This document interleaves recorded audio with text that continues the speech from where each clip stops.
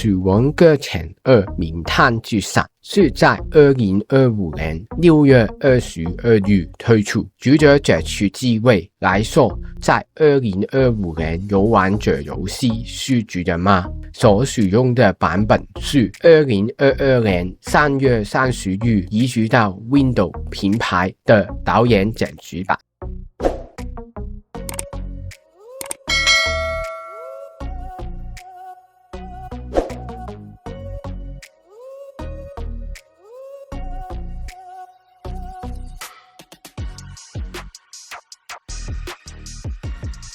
游戏总共有15站，故事开始在前期送货员山姆·波特·布乔斯在某一天得知美国总统鲍里准已经过世，他有一个女儿叫艾米丽，现在被囚禁，所以要到西边把整个美国连接起来，就是游玩的过程。游戏说故事的流程，除开头的章节是进取目的，完成后便拥有过程，往后的章节是推进主线，把临近地方加入进 UCA， 最后完成这个目标，章节便会结束。在维续的过程中，会与主题人物相遇，这是游戏主线的战斗部分。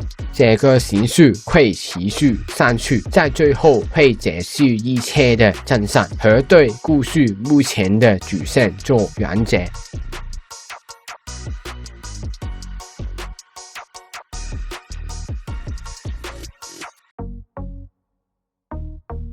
玩家主要操纵山姆，可以在游戏开始的时候选择难易度，总共有5个。在游戏当中能够具有变更，在进行订单当中变更的话，在结算的时候就会使用原来的难易度来结算。游戏着重在角色在行走的时候，根据身上的货物的重量和地形环境的变化，令角色和人体力消耗比较快或保持平衡。如果不能的话，角色便会摔倒。游戏会有2种敌人需要面对，分别是 BT 和喵耳女人。这2种敌人进行冲突，已经进入战斗阶段。BT 是在时间与影响的地区，当时会出现延续者，当被延续者拖走时会出现捕手，在山姆周围会出现交友，捕手负责令山姆失去平衡。如果成功的话，会离开这个地区，这个事情便会结束。如果失败，便会被拖入与捕手型 BT 的对抗当中。如果胜利，整个地区便会恢复正常。在过程中战败，整个地区便会虚爆。在第5章的时候，把妈妈交付上结束，便会开放各大道，是可以在没被 BT 发现的时候，把它的脐带切断。喵耳女人是在地图这个地方拥有送货依赖症候群的一群人。当玩家携带货物并接近这些地方的时候，他们会出手攻击玩家，并抢夺玩家身上的货物。当在这地方战败，身上的东西便会被取走。货品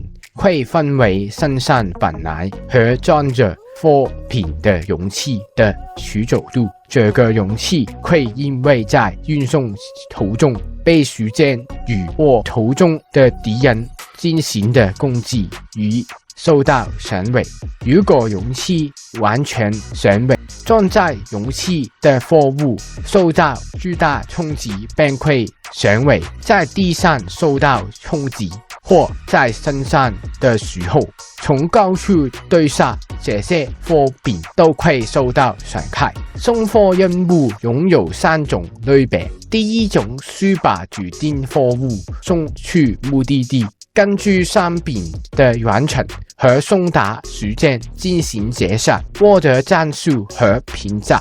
第二种也是把指定货品送到目的地，但不会获得货币，需要在指定地方寻找并收集指定数量，最终根据货币的原则和送达时间进行结算，获得战术和评价。第三种是建设指定建筑物，这个订单是要求建设指定的建筑物，当建设完成，订单便会完成。把指定地区加入进 UCA， 当时能就拥有其他玩家所建设的东西和拥有开尔网路和提升连接等级，便会获得指定的奖励。这些地区在连接等级5便会获得。放进山姆的服装里做总结。